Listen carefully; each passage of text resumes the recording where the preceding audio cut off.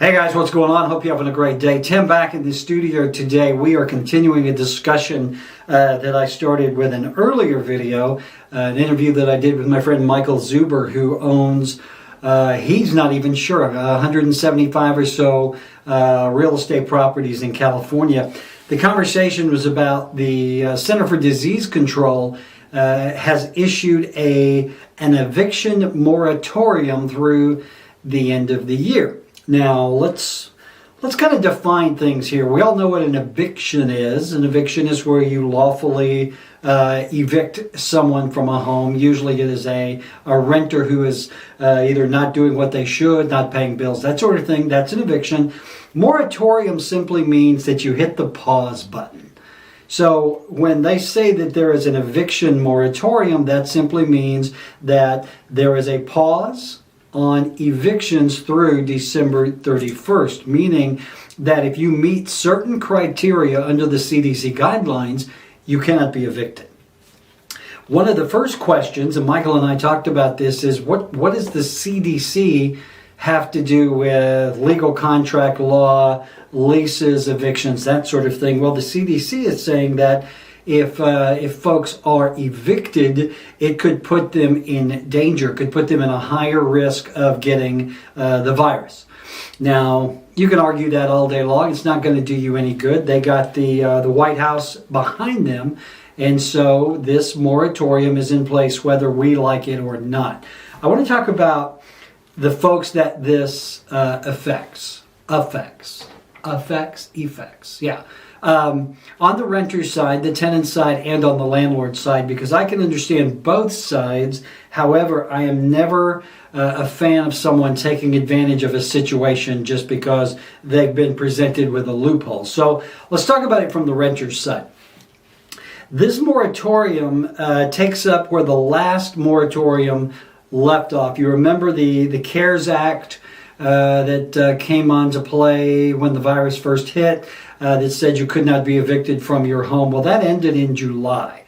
And since then, you could be evicted from your home, although it was really tough to do so because a lot of the courts were closed down. You couldn't get the process going.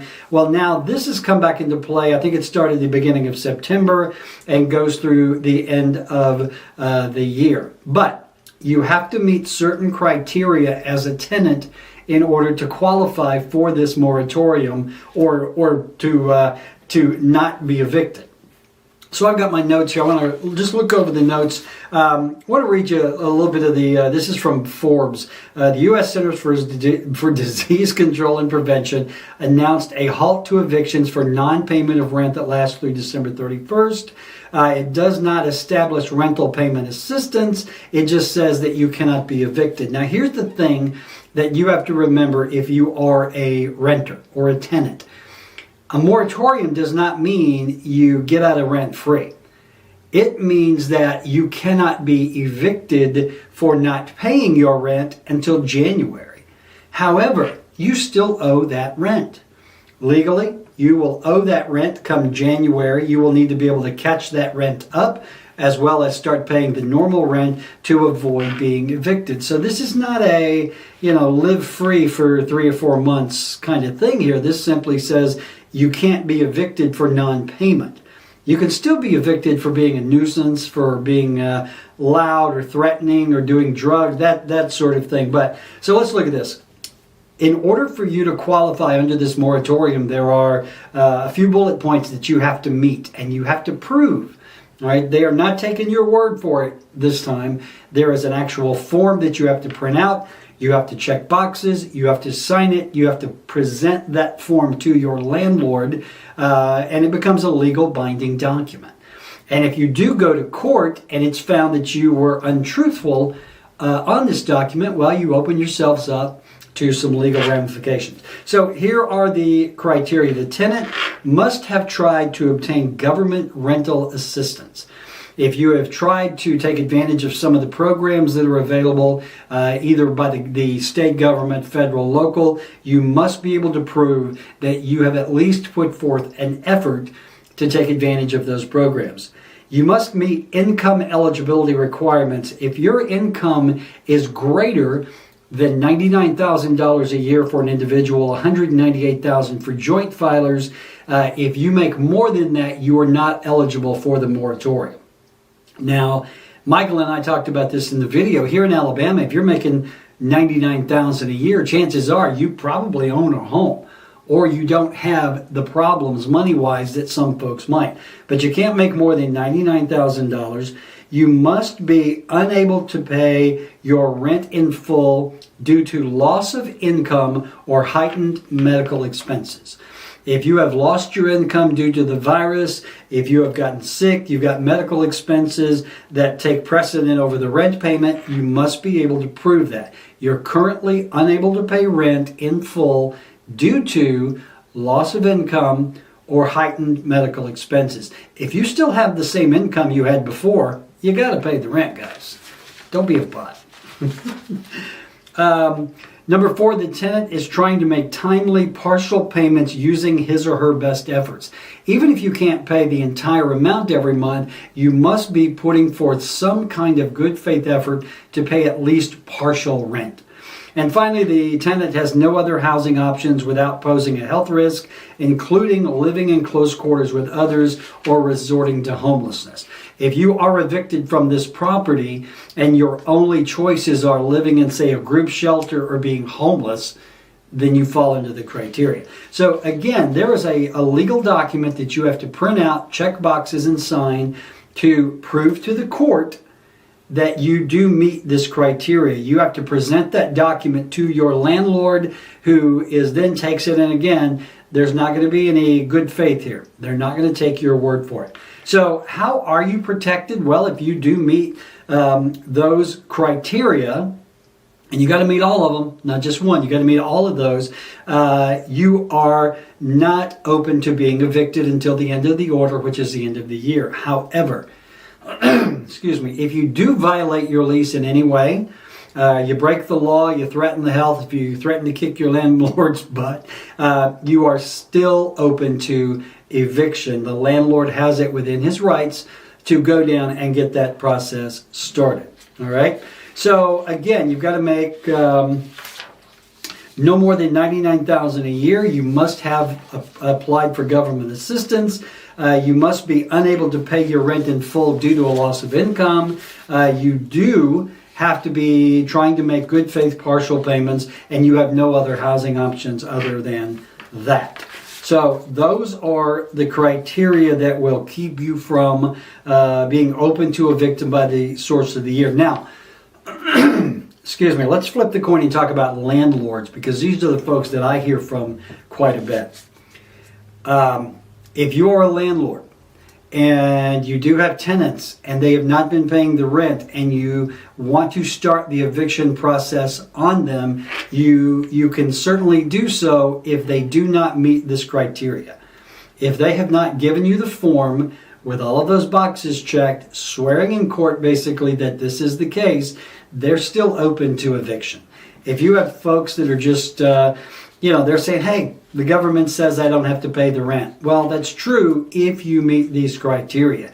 If they don't, you still have rights as a landlord. I know a lot of my friends are landlords, and they find it very unfair that the government basically is putting the onus on them, because they are still having to pay the mortgage payments on their property.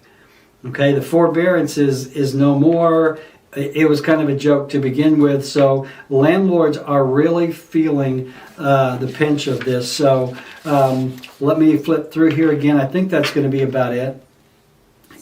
Here's the bottom line, guys. Once this thing ends on December 31st, if you are a renter who is behind in your rent, you are either going to have to make all that up, you're going to have to negotiate with your landlord to some degree and start paying rent again, or you can be evicted. Now, speaking on behalf of most of the landlords I know, we don't want to evict our tenants. It's very important as a landlord to have good tenants in a property that will pay the rent on time, help take care of the property, make it an easy relationship back and forth. We understand that everyone has money issues, especially in this day and age. Okay, we are not unfeeling, and again, I'm speaking for landlords, of which I am one. But again, it comes down at the end of the day. It's what if you are what Michael and I call mom and pop landlords who just own some rental property on the side. It's not really an official business. But if you don't have rent coming in on those properties, you're not able to pay the mortgage payment. That can start to really have a toll on you. So what's the outcome of all this? I think the next few months are going to be very interesting. I think that there's going to have to be patience on all sides, but I think we have to work together to make it through this. So if you are a tenant and you can pay your rent, if your income has been unaffected, you should continue to do so. It's just another day, okay? If you are someone who has been impacted and you meet those criteria set out by the CDC, you need to fill out that form, give it to your landlord, and again, keep the lines of communication open. Try to work together to solve this. Remember, your landlord, just because the government says you don't have to pay, you can't be evicted, they're not saying you are free and clear of not paying rent. All right? So just keep that in mind. I think it's one of those things where I can see both sides. However, as a business person and a landlord, I can see it better from that side. But again, I'm not unfeeling. Most folks aren't. Most landlords aren't. As Michael said, he has gone out of his way to work with his tenants. His rent rolls have actually kept up. He's only had a couple of problem tenants who really had nothing to do with the virus. They were just buttholes to begin with. So don't be a butthole, all right? Hey, that's it. I hope that was helpful. Again, I'm not an attorney. This is not meant to be legal advice. This is simply me reading it from the interweb and telling you my thoughts on it and letting you know what your rights are as a renter and as a landlord. You should do the thorough research on your own. Go to the CDC website, read this moratorium, make sure that it is something that you qualify for if you are so seeking. Otherwise, you've got to continue paying your rent just like it's any other day, all right? If I can help you in any way, give me a call, 679-0704. You can email me, tim@revolved.com. Find me on the web at revolved.com or on Facebook. And guys, I know this is a tough time, but we will make it through. We'll come out the other side, and hopefully we will all be fine in the long run. All right, that's it. Get out of here. I'll see you next time. Bye.